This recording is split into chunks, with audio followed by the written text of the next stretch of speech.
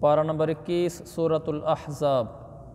अऊज़ु बिल्लाहि मिनश शैतानिर रजीम। बिस्मिल्लाहिर रहमानिर रहीम।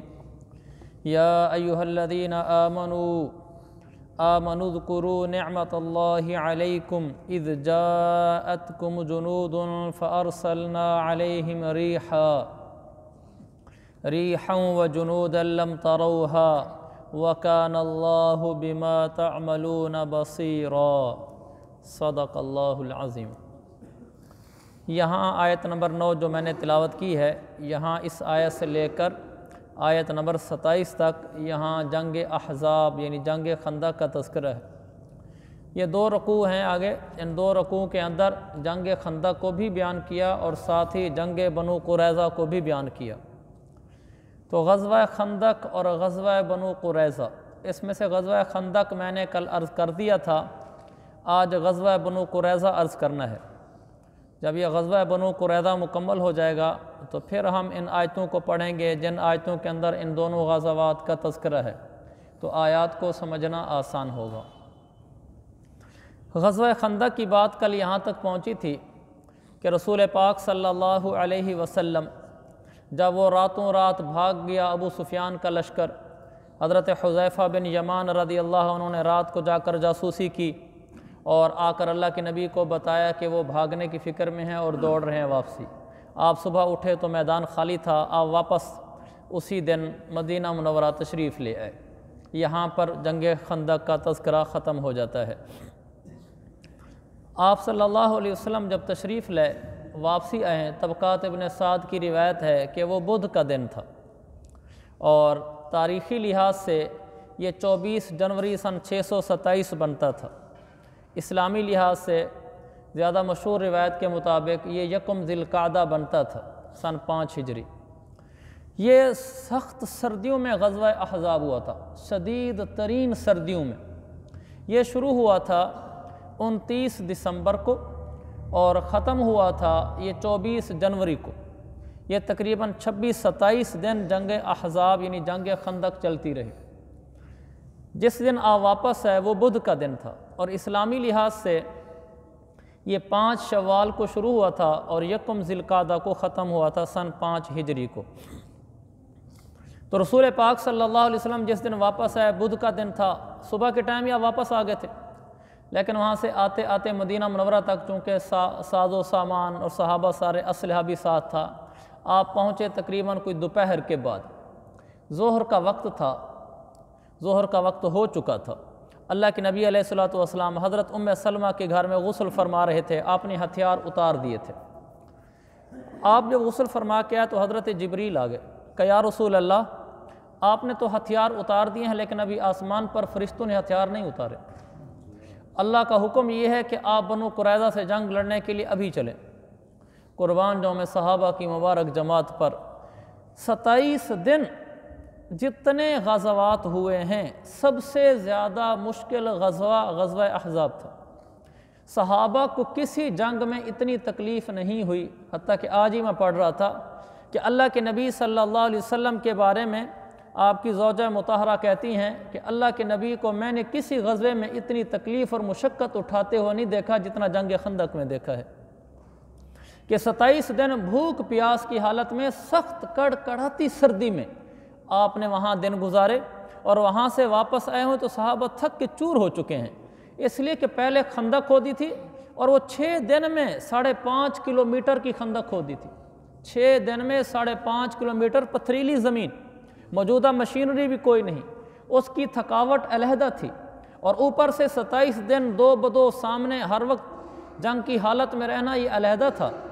और फिर अभी घर पहुँचे हैं, हथियार भी सब ने पूरे नहीं उतारे कि जिब्रील रज़ी अल्लाह हज़रत जिब्रील अलैहिस्सलाम आकर कह गए कि आपने तो हथियार उतार दिए, हमने नहीं उतारे। आसमानों पर फ़रिश्तों के हथियार अभी बंधे हुए हैं। मैं फ़रिश्तों को लेकर आ रहा हूँ, बनु कुरैज़ा पहुँचता हूँ और आप सहाबा को लेकर अभी बनु कुरैज़ा पहुँचे। आपने फ़ौरन एक सहाबी को बुलवाया और आवाज़ लगवाई। आपने फरमाया बाहर जाकर आवाज़ लगवा दो, सारे बनु कुरैज़ा में चलो जंग लड़ने के लिए।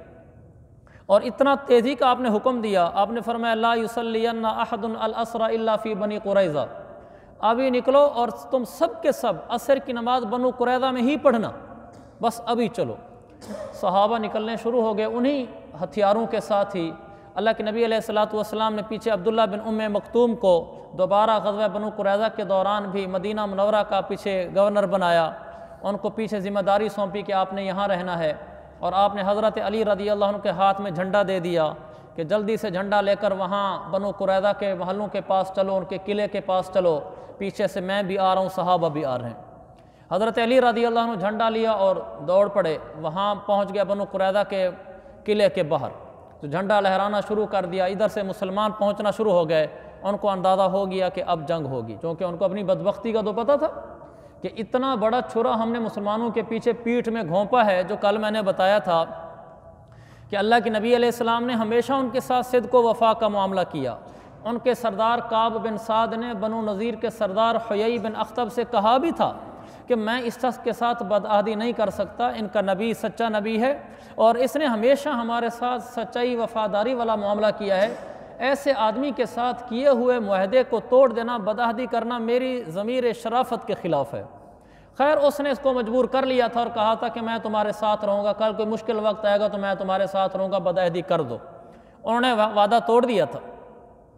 تو اور پھر انہوں نے پیچھے سے جہاں مسلمانوں کی عورتیں تھیں، ان بدبختوں نے وہاں چکر لگوائے تھے، حتیٰ کہ ان کا ایک آدمی وہاں پھر رہا تھا اسلحہ سے لیس ہو کر، اور اندر صرف بچے ہیں اور عورتیں ہیں۔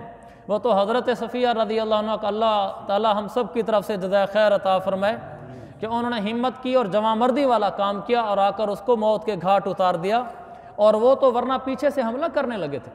حضرت نعیم نے جا کر اگر وہ تدبیر نہ کی ہوتی تو انہوں نے تو واقعی مسلمانوں کو اپنے بس تک کچل کے رکھ دینا تھا، ان کے بس میں تھا تو انہوں نے مسلمانوں کا کچھ بھی نہیں چھوڑنا تھا، یہ ان کے منصوبے تھے۔ اتنے بدبخت اور بدعہد اور اتنے فراڈی اور اتنے نقصان پہنچانے والوں کو تو ذرا بھی چھوٹ نہیں ملنی چاہیے تھی، عقلی طور پر بھی اور شرعی لحاظ سے بھی نہیں ملنی چاہیے تھی۔ تو جب حضرت علی نے جا کر وہاں جھنڈا لہرایا تو ان کو اپنے وہ کرتوت نظر آنا شروع ہو گئے، تو وہ سارے قلعے کے اندر بند ہو گئے اور ادھر سے سارے صحابہ چلنا شروع ہو گئے۔ صحابہ جب جا رہے تھے راستے میں پہنچے تو دیر ہو گئی بنو قریظہ تک پہنچتے، اس لیے کہ جو راستے اختیار کر کے جا رہے تھے تھوڑے تھوڑے کر کے جا رہے تھے، ان کو دیر ہوئی تو عصر کی نماز کا ٹائم راستے میں ہو گیا اور عصر قضا ہونے لگی۔ اب صحابہ کے دو دھڑے ہو گئے اس بات کے بارے میں کہ اللہ کے نبی نے فرمایا تھا کہ عصر بنی قریظہ میں ہی پڑھنا، یعنی ان کے بنو قریظہ کے محلے میں ہی جا کر پڑھنا، یہ تو راستے میں عصر کا ٹائم ہو گیا۔ اب صحابہ کی دو جماعتیں ہو گئیں، دونوں نیک نیتی پر مشتمل ہیں۔ ایک صحابہ کی جماعت یہ کہہ رہی تھی کہ اللہ کے نبی کے لفظ دیکھو، لفظ لا یصلین احد العصر الا فی بنی قریظہ، کہ تم عصر کی نماز بنو قریظہ میں ہی پڑھنا، لہذا راستے میں کیسے پڑھ سکتے ہیں؟ آپ نے ہی کا لفظ لگایا ہے، لہذا ہم تو بھائی ادھر ہی پڑھیں گے چاہے عصر ختم ہی ہو جائے، یعنی سورج غروب بھی ہو جائے ہم عصر یہاں نہیں پڑھیں گے، کیونکہ آپ نے کہا جو ہے کہ ادھر ہی پڑھنا۔ دوسرے صحابہ نے کہا کہ نہیں، اللہ کے نبی کی مراد یہ تھی کہ بھائی اتنا جلدی جلدی چلو کہ عصر ادھر ہی پڑھنی ہے، بس یہ مطلب نہیں تھا آپ کا کہ اگر راستے میں لیٹ ہو جاؤ تو عصر ہی چھوڑ دینا۔ اب دونوں کی بات تو ٹھیک لگتی ہے، تو آدھے صحابہ نے تو نماز ہی نہیں پڑھی، وہ بنو قریظہ چلے گئے، سورج غروب ہو گیا انہوں نے وہیں جا کر پڑھی، اور آدھے صحابہ نے راستے میں ہی پڑھ لی۔ عجیب بات یہ ہے کہ اللہ کے نبی کے سامنے بعد میں یہ بات رکھی بھی گئی کہ یا رسول ہم تو ایسے ہو گئے تھے جب آپ بنو قریظہ پہنچ گئے کہ بعض نے یہیں آ کر عصر پڑھی، عصر قضا ہو گئی تھی، اور بعض نے راستے میں پڑھی ہے، دونوں کی نیتیں یہ تھیں، دونوں نے آپ کی حدیث سے یہ سمجھا، پہلے گروہ نے آپ کی حدیث سے یہ سمجھا، دوسرے گروہ نے آپ کی حدیث سے یہ سمجھا، اپنی سمجھ کے مطابق انہوں نے ایسا کر لیا۔ تو کیسے حکم ہے؟ اللہ کے نبی نے کسی کو غلط نہیں کہا، دونوں کو گویا کہ آپ نے ٹھیک قرار دیا ہے۔ اس سے وہ بڑا اصول نکل آیا جو ہمارے ائمہ اربعہ ہیں، امام ابو حنیفہ، امام شافعی، امام مالک، امام احمد، یہ چاروں کے چاروں امام حدیث لیتے ہیں، اور ایک امام کہتا ہے کہ اس حدیث سے یہ مطلب ہے، دوسرا امام کہتا ہے کہ نہیں اس حدیث سے یہ مطلب ہے، لہذا ہر امام اپنی سمجھ کے مطابق حدیث پر عمل کرتا ہے تو اس کی الگ فقہ بن جاتی ہے۔ ہم سارے ان علاقوں میں حنفی ہیں، ہم اس طریقے سے نماز پڑھتے ہیں جو امام ابو حنیفہ رحمۃ اللہ علیہ نے حضور علیہ السلام کی حدیثوں سے ہمیں نکال کر دی۔ باقی احکامات میں بھی جہاں لوگ امام شافعی کے ماننے والے ہیں وہ ایسے نماز پڑھتے ہیں جیسے امام شافعی نے حدیثوں سے نکال کر دی۔ اسی طرح آپ دیکھتے ہوں گے سعودیہ میں جاتے ہیں تو وہ لوگ رفع یدین کرتے ہیں، وہ امام کے پیچھے اونچی آمین کہتے ہیں، ہم لوگ نہیں کہتے، ان دونوں اماموں کے پاس حدیثیں ہیں، ان کے پاس بھی حدیثیں ہیں، مدرسوں میں پڑھائی جاتی ہیں، ہم نے پڑھی ہوئی ہیں، ان اماموں کے پاس بھی حدیثیں ہیں۔ یہ اللہ کے نبی نے دستور بیان کر دیا، اگر کسی انسان میں قرآن و حدیث کو سمجھنے کی صلاحیت ہو، جیسا کہ صحابہ میں تھی کہ وہ تو قرآن و حدیث کے حافظ کیا تھے، وہ تو بڑے درجے کے عالم اور فقیہ تھے، تو جب ان بڑے درجے کے صحابہ میں جو علم کے ستون تھے ان میں اختلاف ہو گیا تھا، بڑے صحابہ میں اختلاف ہو گیا تھا، جو باقی نئے صحابہ تھے جن کو زیادہ اتنے قرآن و حدیث پر عبور نہیں تھا، وہ انہوں نے بڑے صحابہ کی بات مان کر ویسے عمل کر لیا۔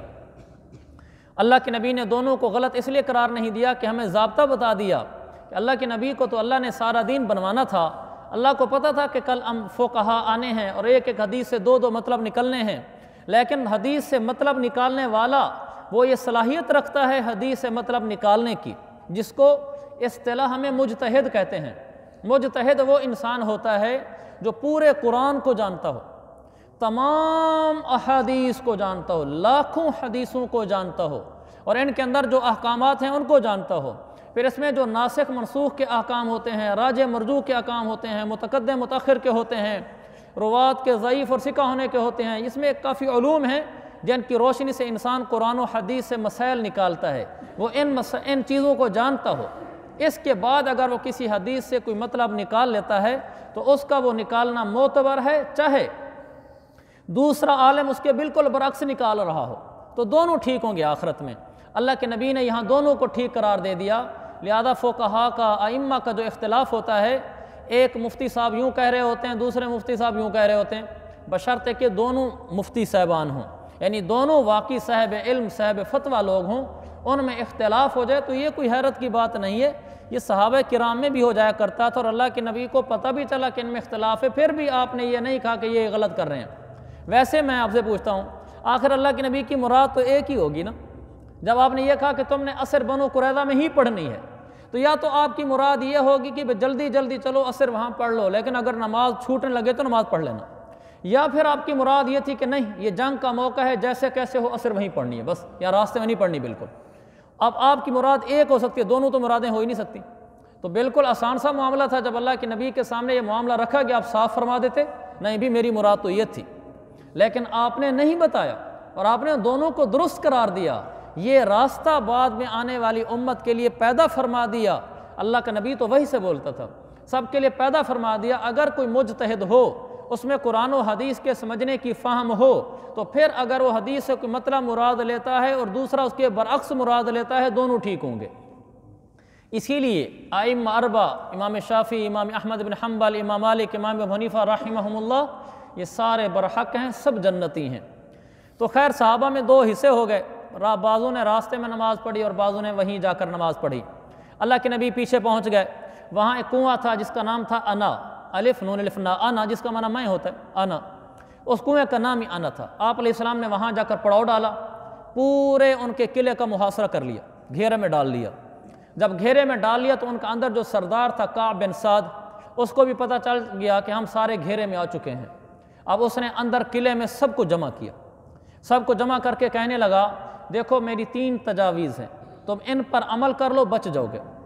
تو کون کون سی؟ اس سردار نے کہا کہ پہلی تجویز یہ ہے تو کہ تم اس محمد پر ایمان لے، کلمہ پڑھ لو۔ پھر آگے اس نے کہا کہ دیکھو میں تمہارے، یعنی آل یہود، یہود جن کو بولتے ہیں، میں تمہارا سردار ہوں، اور تم سارے اس بات کو دل میں سمجھتے ہو کہ یہ نبی سچا ہے، کیا ہماری کتاب میں نہیں لکھا ہوا؟ اس نے ان سب کو کہا کہ ہماری کتاب میں نہیں لکھا ہوا کہ یہ نبی سچا ہے، اس کتاب میں جو نشانیاں لکھی ہوئی ہیں کیا وہ اس نبی میں نہیں ہے؟ کیا آپ کا ضمیر نہیں مانتا کہ جس نبی برحق کی انتظار میں ہم لوگ مدینہ آئے تھے؟ یہود کی پیچھے سے تاریخ یہ ہے، یہ کہیں اور رہتے تھے، انہوں نے اپنی آسمانی کتابوں میں پڑھا کہ آخر میں ایک نبی آئے گا اور وہ پتھریلی کھجور والی سرزمین میں آئے گا۔ انہوں نے اپنے علماء سے پوچھا تو انہوں نے کہا جو موجودہ یثرب ہے یہ وہ مقام ہے جہاں آخری نبی آنا ہے۔ یہ لوگ اس لیے مدینہ میں آئے تھے کہ نبی پیچھے چلے آ رہے تھے بنی اسرائیل میں سے، یہ بنی اسرائیل میں سے ہیں، تو انہوں نے کہا تھا کہ نبی تو چونکہ ہم سے چلا آ رہا ہے، وہ آخری نبی بھی ہمارے میں سے ہوگا، تو ہم پہلے پہنچ جاتے ہیں، جب نبی آئے گا تو اس کا نام بلند ہوگا، چرچا ہوگا، ہم اس کی قوم کے لوگ ہوں گے، ہمیں عزت ملے گی۔ لیکن جب اللہ کے نبی مبعوث ہوئے، اعلان ہوا کہ حضور نبی آخری آ چکے ہیں، تو ان کو پتہ چلا کہ وہ تو قریش میں سے ہیں، وہ تو ہم میں سے ہے ہی نہیں۔ تو یہ پھر مخالفت میں آ گئے تھے، ضد میں آ گئے تھے۔ تو وہ کہنے لگا کہ جس نبی کے لیے تم یہاں آئے تھے یہ وہی نبی نہیں ہے، لہٰذا میں تمہیں کہتا ہوں کہ کلمہ پڑھ لو، تمہاری جان بھی بچ جائے گی، عورتیں بچے مال تمہارے گھر یہ سب کچھ بچ جائے گا۔ یہ پہلی رائے ہے۔ اگر یہ نہیں مانتے پھر دوسری میری رائے یہ ہے، پھر ان سے لڑنا ہے تو پھر مرد بن کے لڑو، پھر عورتوں کی طرح نہ لڑو۔ اس کے لیے بہادری پیدا کرنے کا طریقہ یہ ہے کہ اپنے عورتوں اور اپنے بچوں کو خود قتل کر دو اور پھر ان کے سامنے لڑو اور جواں مردی سے لڑو۔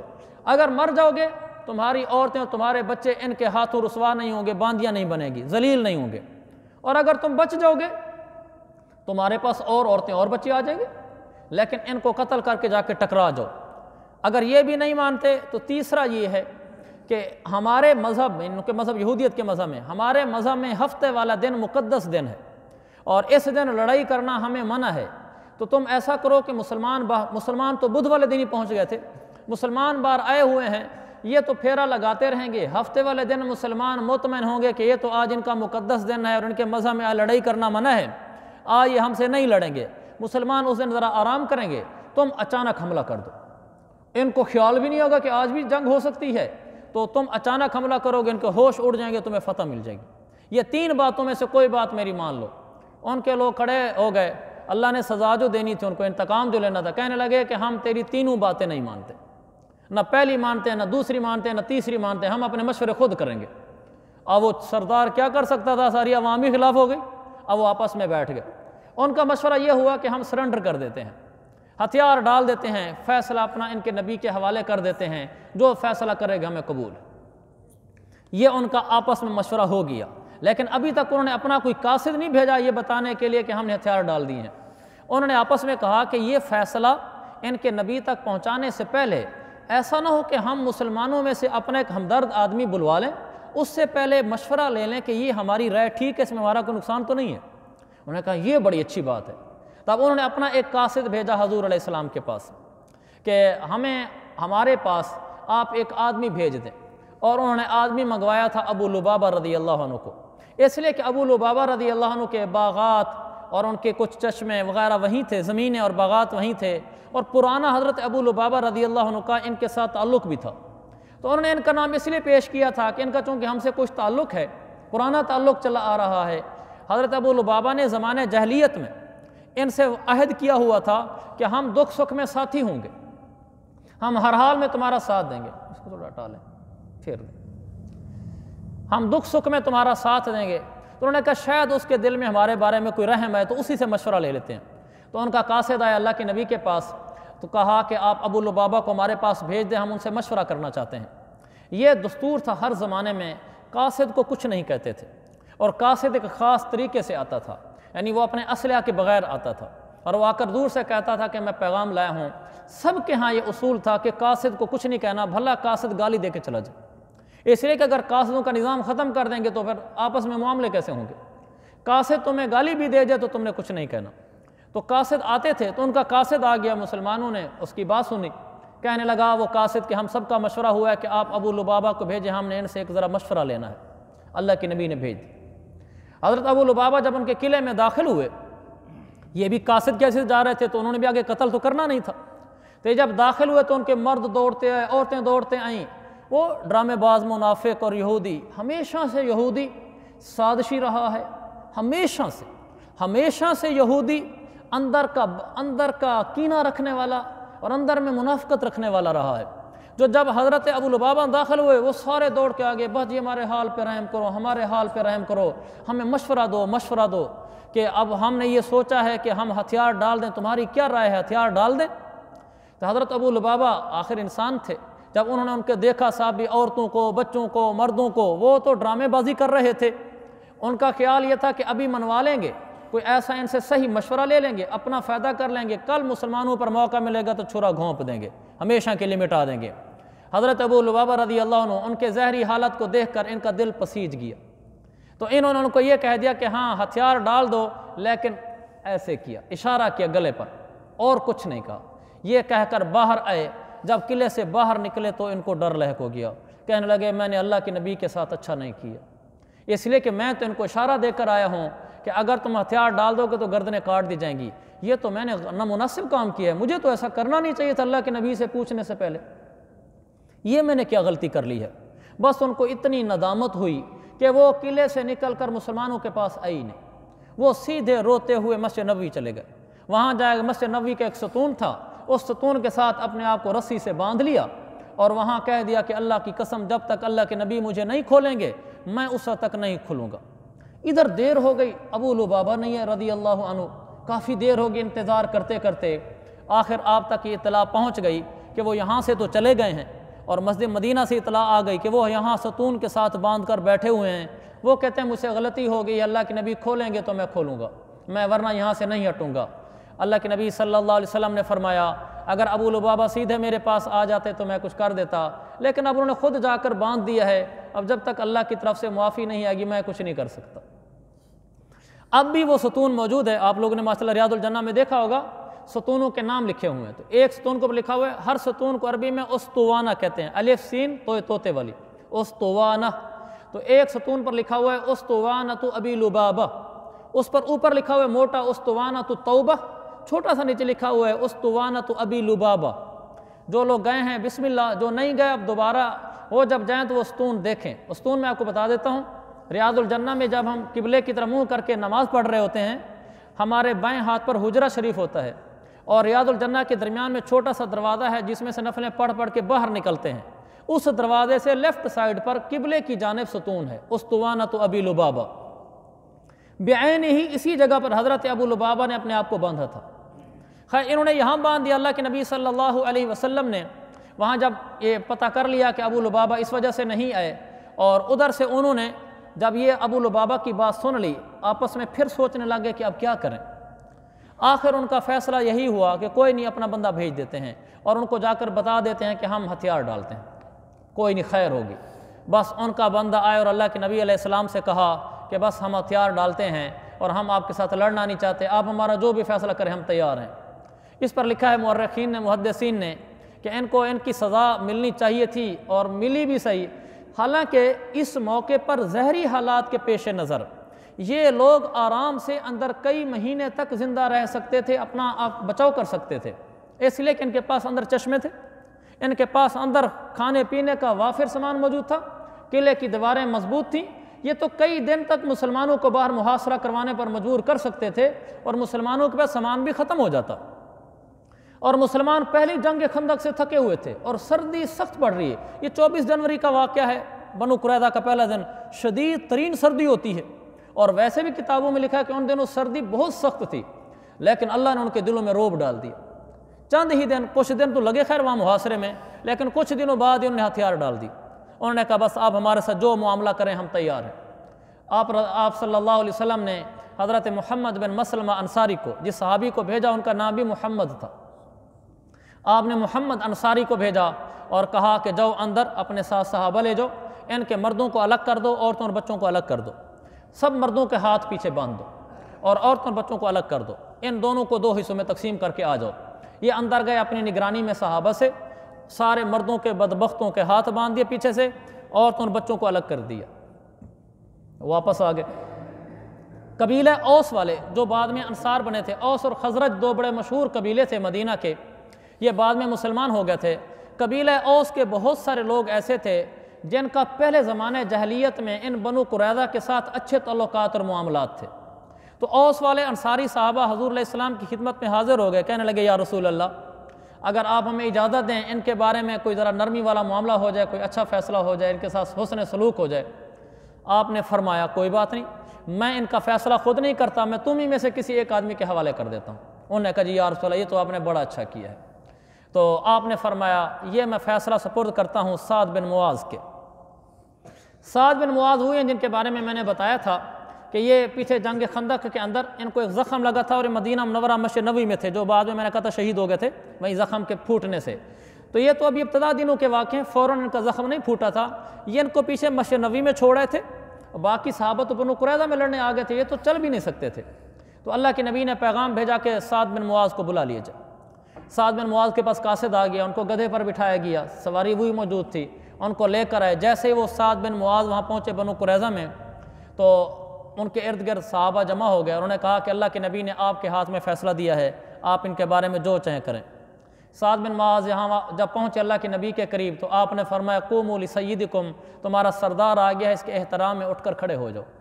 تو اس سے بھی معلوم ہوا کہ اگر آپ کا کوئی بڑا آدمی ہے اس کے احترام میں اٹھ کر کھڑا ہونا یہ کوئی بری بات نہیں ہے بلکہ اچھی بات ہے۔ اس کو اللہ کے نبی نے خود کہا ہے کہ قوموا لسیدکم، اپنے سردار کے لیے کھڑے ہو جاؤ۔ سارے کھڑے ہو گئے، حضرت سعد بن معاذ کو نیچے اتارا کیا، وہ نیچے اتر آئے۔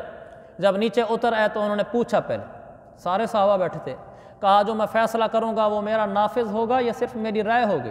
صاحب نے کہا جی اللہ کے نبی نے کہا فیصلہ ہوگا۔ کہا سب کو قبول ہوگا؟ انہیں قبول ہوگا۔ پھر ایسے صحابہ کی طرف اشارہ کیا کہ ہر ایک کو قبول ہوگا میرا فیصلہ؟ انہوں نے کہا جی ہر ایک کو قبول ہوگا۔ جب یہ ہر طرف آوازیں آ چکی کہ ہر طرف قبول ہوگا، پھر کہنے لگے کہ آج سعد وہ فیصلہ کرے گا جس میں کسی ملامت گر کی ملامت کی پرواہ نہیں کرے گا اور رب کو خوش کر دے گا۔ اس لیے کہ حضرت سعد بھی اوس میں سے تھے، ان کے بھی ان کے ساتھ پیچھے تعلقات پرانے زمانے میں رہے ہیں، تو آج دو راہیں تھیں۔ ایک راہ تو یہ تھی کہ یہ ان کو کہہ دیتے اچھا ان کو کچھ نہ کہو، لیکن اس میں ان کا ضمیر گوارا نہیں کر رہا تھا، اور دوسری راہ یہ تھی کہ ان بدبختوں نے اسلام کی جڑیں کاٹنے کی کوشش شروع کی اور اب تک کر رہے ہیں، لہذا ان کو جڑ سے اکھیڑ دیا جائے۔ تو انہوں نے کہا آج سعد وہ فیصلہ کرے گا جس سے رب راضی ہوگا۔ پھر کہنے لگے کہ میرا فیصلہ یہ ہے ان کے سارے مردوں کو قتل کر دو اور ان کی ساری عورتیں اور بچوں کو قیدی بنا لو، اور ان کا جتنے اموال اندر پیسہ مال جو کچھ ہے وہ مال غنیمت بنا کر سارا تقسیم کر دو۔ اللہ کے نبی نے جب یہ فیصلہ سنا آپ کا چہرہ کھلکھلا اٹھا۔ آپ نے فرمایا سعد تو نے وہ فیصلہ کیا ہے جو ساتواں آسمان سے اوپر میرا رب کر چکا تھا، کہ تو نے وہی فیصلہ کیا ہے، رب بھی یہی چاہتا تھا کہ یہی ہونا چاہیے۔ پھر آپ صلی اللہ علیہ وسلم نے یہ فیصلہ سنا دیا کہ اندر جاؤ اور ان کو سب کو لے کر آؤ۔ صحابہ گئے فاتحانہ طور پر قلعے کے اندر، سارے مرد ایسے پیچھے ہاتھ بندھے ہوئے اور عورتیں اور بچے ان کو لے کر آ گئے۔ وہاں مدینہ منورہ میں بنت حارث ایک خاتون تھیں، ان کا بہت بڑا وسیع گھر تھا، ان کے گھر میں انہوں نے سب کو اندر بند کر دیا۔ جب ان کو وہاں بند کر دیا گیا تو اللہ کے نبی نے فرمایا مدینہ منورہ شہر میں مختلف جگہوں پر خندقیں کھود دو، یعنی گڑھے کھود دو۔ گڑھے کھود دیے گئے۔ پھر آپ صلی اللہ علیہ وسلم نے صحابہ کو متعین کر دیا کہ ان کے گھر میں جہاں یہ سارے بند ہیں تھوڑے تھوڑے ان میں سے افراد مثلا 10 20 آدمی لے کر آؤ۔ تو ایک دو صحابی جاتے تھے اور وہاں جا کر آواز دیتے تھے کچھ افراد کو، ان کو بلا کر باہر لے آتے تھے اور ادھر دروازہ لگا دیتے تھے۔ خندق کے قریب آتے گردن بدبختوں کی اڑا کے اندر پھینک دیتے تھے۔ ان سب کو ایسے مارتے گئے، اور جب پیچھے وہ بچے ہوئے تھے مثلا کچھ جا رہے تھے اور پیچھے جو بیٹھے ہیں وہ تو پریشان ہیں، ان کو نہیں پتا باہر کیا ہو رہا ہے، ان کو لے کر کدھر لے کر جا رہے ہیں۔ تو وہ انہوں نے پھر پوچھا کعب بن سعد سے کہ آپ بتاؤ ان کے ساتھ کیا ہو رہا ہے وہاں جا کر؟ کہنے لگو بدبختو تمہیں آج تک عقل نہیں ہے۔ اس وقت بھی کہا تھا یہ جملہ، جب ان تینوں رائےوں کو انہوں نے قبول نہیں کیا تھا تو اس وقت کعب بن سعد نے کہا پیدائش کے دن سے لے کر آج تک تمہیں کبھی عقل نہیں ہے، ہمیشہ بے وقوفوں والی بات کرتے ہو۔ پھر جب انہوں نے دوبارہ پوچھا کہ ان کو باہر لے کر جا رہے ہیں کیا کرتے ہیں، ان کا کوئی فیصلہ شاید بدل گیا ہو، ہمیں تو بتایا کچھ نہیں۔ پھر کعب بن سعد نے کہا تمہیں زندگی میں کبھی عقل نہیں ہے، تم عقل سے نہیں دیکھتے کہ بلانے والا آدمی ایک ہی ہے اور جتنے جا رہے ہیں ان میں سے کوئی ایک بھی واپس پلٹ کے نہیں آ رہا۔ کہا مجھے میرے رب کی قسم سب کو قتل کیا جا رہا، تمہیں خود عقل استعمال کرنی چاہیے۔ آخر سب کو بلا کر بدبختوں کو موت کے گھاٹ اتار دیا گیا۔ ان کا سردار تھا حیی بن اخطب بنو نذیر کا، یہ وہ تھا جس نے کہا تھا بنو قریظہ کے سردار کعب بن سعد سے کہ مسلمانوں سے بد عہدی کر دو اور تم توڑ دو، کل دکھ سکھ ہوگا میں تمہارے ساتھ ہوں، اور اس نے اپنے وعدے کو پورا نبھایا تھا۔ جب وہ مشرکین مکہ ابو سفیان کا لشکر بھاگ گیا تھا، یہ یہاں آ کر بنو قریظہ میں ٹھہر گیا تھا اپنے وعدے کو پورا کرنے کے لیے کہ میں نے کہا تھا کہ میں تمہارے ساتھ رہوں گا اگر مسلمانوں پر ہمیں غلبہ حاصل نہ بھی ہو سکا۔ یہ وہی حیی بن اخطب تھا۔ اس کو جب مدینہ میں لایا گیا، اس کے ہاتھوں کو یہاں گردن کے پیچھے باندھا ہوا تھا، اس کو مسجد نبی میں لایا گیا تو اس نے اپنے کپڑوں کو ہر طرف سے 2 4 انگل پھاڑا ہوا تھا اپنی اکڑ میں کہ میرے ان کپڑوں کو کل مال غنیمت میں ڈال کر مسلمان تقسیم نہ کریں، یہ کسی کام ہی نہ آئے ان کے۔ جب لایا گیا تو اس بدبخت نے اللہ کے نبی سے کہا تو اس سے دشمنی مول لینے کا مجھے ابھی بھی کوئی افسوس نہیں، لیکن ایک بات ہے یہ ہم نے شروع سے دیکھا ہے، وہ کہنے لگا یہ ہم نے شروع سے دیکھا ہے جو اللہ سے لڑتا ہے وہ مغلوب ہوتا ہے۔ ہم اللہ سے ٹکر لے بیٹھے تھے کیونکہ پتہ تو تھا ان کو کہ سچا نبی ہے، کہ ہم اللہ سے ٹکر لے بیٹھے تھے تو پھر ایسے ہونا ہی تھا، پر اللہ کے نبی نے اس کو بھی قتل کروا دیا، یہ بھی قتل ہو گیا۔ جو پیچھے رہ گئے تھے بچے اور عورتیں، ان کے بارے میں اللہ کے نبی صلی اللہ علیہ وسلم نے فرمایا، ایک صحابی تھے ان کو ان کے ساتھ بھیجا، سعد بن زید، کہا کہ ان کو لے جاؤ اور وہاں جا کر بازار میں ان کو بیچو۔ تو ان کو جا کر وہاں بیچا، اس کے بدلے میں آپ علیہ السلام نے گھوڑے خریدے اور کچھ زرہیں خریدی اور ڈھالیں خریدیں، گھوڑے اور ڈھالیں خرید کر وہ باندیاں اور بچے جو تھے غلام تھے ان سب کو وہاں بیچ دیا۔ پھر آخر میں جا کر جب ان کے قلعے کا معائنہ کیا گیا جہاں ان کو گرفتار کیا گیا تھا، اندر بہت بڑا سامان جنگ موجود تھا مسلمانوں سے لڑنے کے لیے۔ اگر ابو لبابہ رضی اللہ عنہ کے سامنے جو نا منت سماجت کی تھی، روتے روتے بھی آئے تھے، یہ نرا ڈرامہ تھا، اس لیے کہ جب ان کا قلعہ اندر سے کھولا گیا، اس زمانے میں 1500 تلواریں، 2000 نیزے، 300 زرہیں، 500 ڈھالیں موجود تھیں۔ اتنی بڑی تعداد میں تو مسلمانوں کے پاس کبھی جمع نہیں ہوئی، یہ صرف اس لیے جمع کی ہوئی تھی کہ جب کبھی ہمیں موقع ملے گا ہم نے مدینے کے مسلمانوں کو صفحہ ہستی سے مٹانا ہے۔ تو یہ سارے بدبخت اپنے انجام کو پہنچ گئے۔ اس میں ایک واقعہ ہے وہ بڑا قابل غور ہے۔ آپ صلی اللہ علیہ وسلم کے پاس ایک صحابی ہے، جب ان سب کو قتل کر رہے تھے، ثابت بن قیس بن شماس انصاری کہنے لگے، یا رسول اللہ، ان میں ایک آدمی ہے زبیر بن باتا، ان بنو قریظہ کے یہودیوں میں، اس کا میرے اوپر ایک احسان ہے، اگر آپ فرمائیں تو میں آج اس کے احسان کا بدلہ چکاؤں۔ کہ وہ احسان اس کا یہ ہے کہ زمانہ جاہلیت میں جنگ ہو رہی تھی، جنگ بوعاس بہت مشہور ہے۔ جنگ بوعاس میں گرفتار ہو کر اس کے ہاتھ میں آ گیا تھا۔ جب اس کے ہاتھ میں آیا تھا تو اس نے مجھے قتل نہیں کیا تھا، مجھے ذلیل کرنے کے لیے میرے سر کے بال مونڈ کر مجھے بھگا دیا تھا، لیکن مجھے قتل نہیں کیا تھا، تو میری جان بچ گئی تھی۔ اگر آج آپ کہیں تو یہ آپ اس کو میرے حوالے کر دیں اور میں اس کو آزاد کر دوں اور اس کو جان بچنے کا ذریعہ بن جاؤں۔ آپ نے فرمایا لے لو۔ انہوں نے جا کر زبیر باتا کو لے لیا۔ جب زبیر بن باتا ان کے پاس آئے تو زبیر کہنے لگا کہ میں کیا کروں گا اس زندگی کو جس زندگی میں بال بچے بھی نہ ہوں، اکیلا مجھے لے کر آئے ہو، کیا فائدہ؟ انہوں نے کہا اچھا تم بیٹھو۔ ان کو بٹھا کر پھر آقا کے پاس حاضر ہوئے کہ یا رسول اللہ، اگر اجازت ہو تو ان کے بال بچے بھی ساتھ لے جاؤں۔ آپ سے بڑا سخی کون تھا؟ آپ نے فرمایا لے جاؤ۔ وہ بال بچے بھی لے آئے۔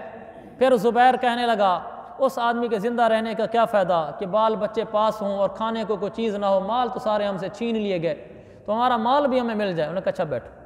پھر اللہ کے نبی کے پاس گئے کہ یا رسول اللہ، مسلمانوں نے جو وہاں سے مال اٹھایا ہے قلعے میں سے، اس کی جو چیزیں ہیں وہ واپس کر دی جائیں۔ آپ نے فرمایا لے جاؤ۔ پھر اس کی جو چیزیں تھیں وہ لے کر آ گئے، تو اب اس کے پاس آ کر رکھی تو زبیر کہنے لگا کہ ثابت، تم نے ایک شریف انسان کا کردار ادا کر دیا ہے، اس سے زیادہ کچھ نہیں ہو سکتا جو تم نے میرے ساتھ احسان کیا ہے۔ لیکن زبیر حضرت ثابت سے کہنے لگا زبیر کچھ باتیں آپ سے پوچھنی ہیں۔ حضرت ثابت نے کہا پوچھو۔ کہا ہمارا سردار ہے ابن ابی الحقیق، اس کا کیا ہوا؟ انہوں نے کہا جی اس کو قتل کر دیا گیا۔ کہا ہمارا سردار تھا کعب بن قریظہ، یہ بھی سرداروں میں تھا، اس کا کیا ہوا؟ کہا اس کو قتل کر دیا گیا۔ کہا ہمارا ایک اور سردار تھا عمرو بن قریظہ، اس کا کیا ہوا؟ کہا اس کو بھی قتل کر دیا گیا۔ قومی حمیت دیکھو ان میں، کافروں میں۔ کہنے لگا جس